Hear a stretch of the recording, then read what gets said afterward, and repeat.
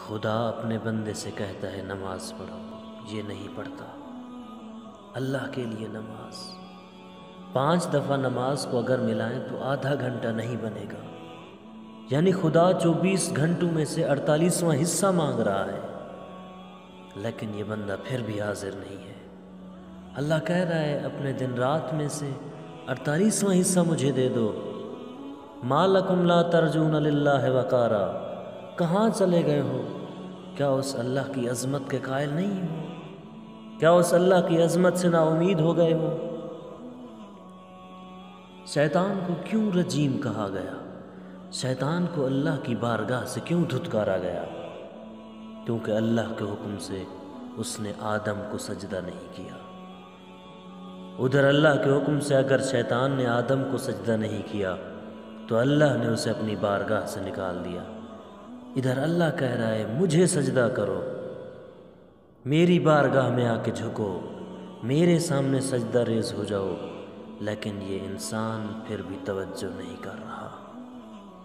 جو کہتا ہے میرا بندہ میں تیرا انتظار کرتا ہوں، آ میری بارگاہ میں جھک جا، لیکن یہ انسان پھر بھی بے توجہی برتتا ہے۔ نماز انسان کے ماضی اور اس کے مستقبل کے درمیان پیوند کا نام ہے۔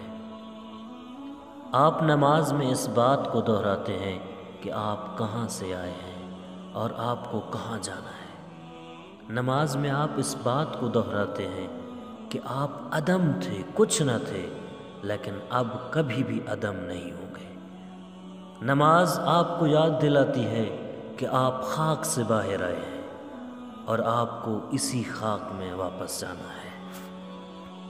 اگر انسان تا حد کافی روحانی اعتدال اور تھوڑا بہت روحانی تجربہ رکھتا ہو تو وہ خود ہی نماز کی ضرورت محسوس کرے گا۔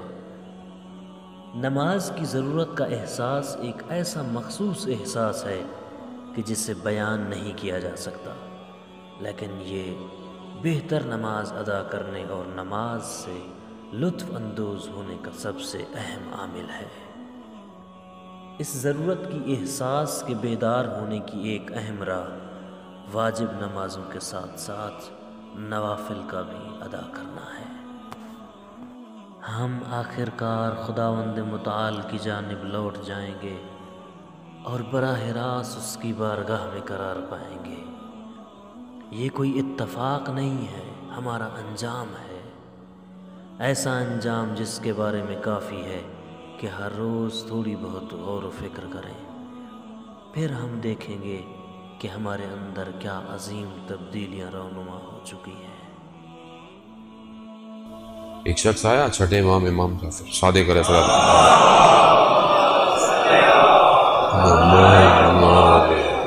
امام کی خدمت میں آیا کہ مولا میں سفر پہ تجارت پہ جانا چاہتا ہوں، استخارہ دیکھیں۔ استخارہ برا آیا، بد آیا، کچھ عرصے بعد واپس آیا، کہا کہ ابن رسول اللہ آپ نے تو کہا تھا برا آیا، لیکن مجھے تو اس تجارت میں بڑا فائدہ ہوا، بہت پروفٹ ہوا۔ تو امام نے کہا کہ فلانے دن، فلانے روز، فلانی جگہ فجر کی نماز چھوٹ گئی تم سے؟ کہا ہاں۔ کہا سارے خزانے جمع کر لو، اس فجر کی نماز کی قیمت ادا نہیں کر سکتے۔ بعض اوقات ہمارا اٹھنا، ہمارا بیٹھنا، رات کی محفلیں فجر کی نماز کیا کرتی ہے؟ گئی۔ ساری رات بیٹھے میں باتیں کر رہے ہیں، ٹی وی دیکھ رہے ہیں، میچ دیکھ رہے ہیں، یہ کر رہے ہیں، وہ کر رہے ہیں، فجر آئی تو تھوڑی دیر سو لیتے ہیں، گئی فجر۔ وہ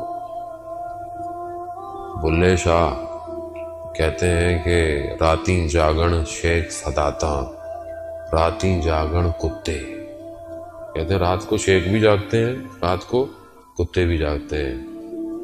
چلوے بلیا یار منا لے، بازی لے گئے کتے۔ کہا یہ رات کو جاگتے ہیں، صبح شیخ دنیا کے کاموں میں مصروف ہو جاتے ہیں، مگر کتا رات کو اپنے مالک کے گھر کی حفاظت کرتا ہے اور صبح آ کر اس کے دروازے پر بیٹھ جاتا ہے۔ چلوے بولیا یار منا لے۔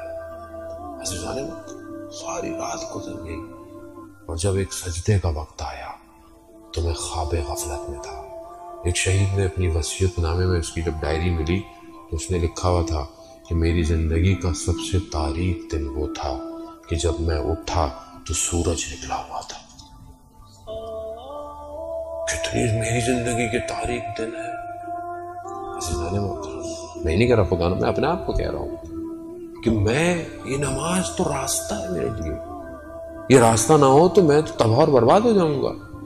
یہ 5 وقت کے سجدے نہ ہوں تو میں تو غرور تکبر میں پڑ جاؤں گا، کیونکہ میں کسی کو سجدہ ہی نہیں کر رہا۔ میں سجدہ کروں گا تو مجھے میری اوقات نظر آئے گی کہ میں ہوں کیا۔